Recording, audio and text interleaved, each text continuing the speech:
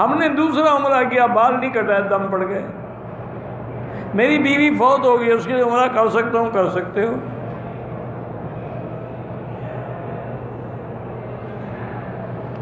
کہتا ہے میری 2 بیویاں پہلے تھیں، تیسری شادی میں نے کی تو وہ شیعہ ہے، اس کو چھوڑ دو تو اچھی بات ہے، ورنہ جو اولاد ہوگی جھگڑے پیدا ہوں گے۔ وہ کہے گی شیعہ بنے، تم کہو گے سنی بنے۔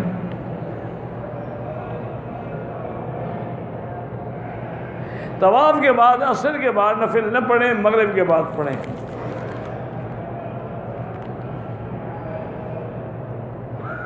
ہم اپنے بھائی عبداللہ کا نکاح کرا رہے تھے کہ مقامی قاری صاحب نے پاکستان میں بیٹھ کر دوسرے بھائی پاکستان میں اس سے نکاح کے لیے ہاں کروا کر، ہاں اگر وہ اس کا وکیل تھا اس سے انہوں نے نکاح کے لیے اقرار کرا لیا، ٹھیک ہو گیا۔ میرے بھتیجے نے بیوی کو 3 طلاقیں دی ہیں، تین ہوتی ہیں، باقی قانون جانے تم جانو۔ پوری جمہور امت کا مسئلہ ہے، خیال رکھا کرو۔ چاروں اماموں کے نزدیک 3 ہے، صرف بعض اہل حدیث علماء کے نزدیک 1 ہے۔ تو جمہور امت ایک طرف ہو اور کچھ لوگ ایک طرف ہو تو خیال کیا کریں نا، اور پھر حلال حرام کا مسئلہ ہے۔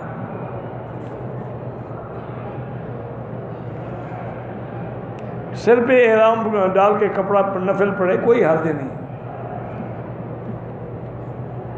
عمرے کے بعد طواف کی نیت کی، 2 چکر پورے کر کے ہوٹل چلا گیا، ماشاءاللہ عمرہ بھی نہیں ہوا، عمرہ دوبارہ کرو، دم پی دو۔ وظائف بتا دے، قرآن پڑھا کرو، سورۃ البقرہ گھر میں پڑھتے رہو، دم کرو، پانی پہ گھر میں ڈالو جب تک جادو کا اثر ہے۔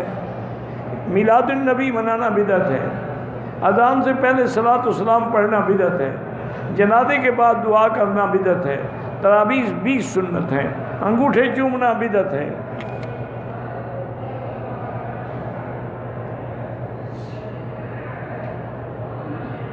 عمرے کے لیے آیا ہوں، دوسرا عمرہ والد مرحوم کی نیت سے ادا کیا، اسی احرام میں پتہ نہیں نہ چاہ کر نہیں ہوا تھا، کوئی کیوں دھونے کی کیا ضرورت تھی؟ عمرے کرنے سے احرام پلید نہیں ہو جاتا، چاہے 100 عمرہ کرو۔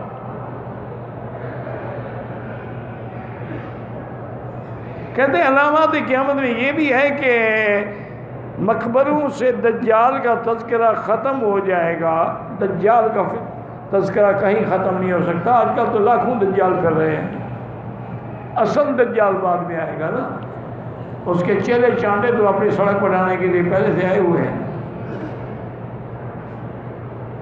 والدین کے لیے آپ عمرہ بھی کر سکتے ہیں، طواف بھی، والد سے بیمار ہیں، خانہ کعبہ کے سامنے نماز پڑھیں سبحان اللہ، لیکن سجدے کی جگہ نظر رکھیں۔ بیٹی اور ماں کی قسمت ایک ہو سکتی ہے، اللہ کے علم میں، اللہ کسی کو زیادہ دے کسی کو کم دے۔ دھکے کے ساتھ حجر اسود کا بوسہ لینا جائز نہیں ہے۔ اگر ذکر کر رہے ہیں تو اذان کے دوران میں ہاں جاری رکھ سکتے ہیں، لیکن اذان کا جواب بھی دیتے رہیں۔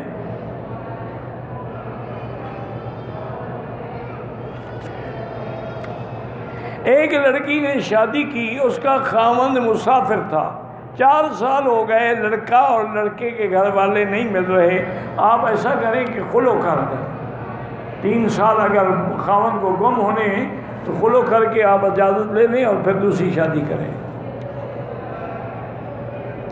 اپنی زمزم کی بوتل لے جائیں، جیسے کریں، کوئی حرج نہیں۔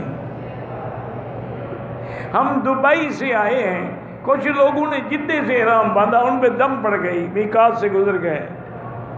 ہم مسافر ہیں، 6 دن مکے میں، پھر مدینے میں، نماز قصر پڑھیں گے۔ جو نمازیں یہاں پڑھیں گے بالکل ان کا 1 کا لاکھ ملے گا۔ حرم والوں کو نہیں دی جاتی دم، دم کا معنی ہے بکری لے کے ذبح کر کے گوشت غریبوں کو تقسیم کرو۔ ایک آدمی نے پتہ نہیں ابھی تک جو طواف کے بعد شکرانے کی نماز پڑھنی ہے، وہ نفل نہیں، واجب الطواف نہیں پڑھی تو بھی پڑھ لے۔ عورتیں اگر اسی نماز میں آگے ہیں تو نماز نہیں ہوتی، آگے ہو یا برابر کھڑی ہو پھر نماز نہیں ہوتی۔ لڑکیاں سکوٹر یا گاڑی چلا سکتی ہیں تو مردوں کو چلا رہی ہیں، تو سکوٹر اور گاڑیاں تو سکوٹر گاڑی تو بھائی لوہے کی بنی ہوئی ہے، وہ کیوں نہیں چلا سکتی؟ وہ تو مردوں کو چلا رہی ہیں۔ کوئی منع نہیں، احتیاط یہی ہے کہ نہ چلائیں، چونکہ خدا نہ خواستہ گر جائے، حادثہ ہو جائے، ایکسیڈنٹ ہو جائے تو کس حالت میں پڑی ہو۔ اور پھر بے پردگی ہے، آج کل تو فیشن ہو گیا نا،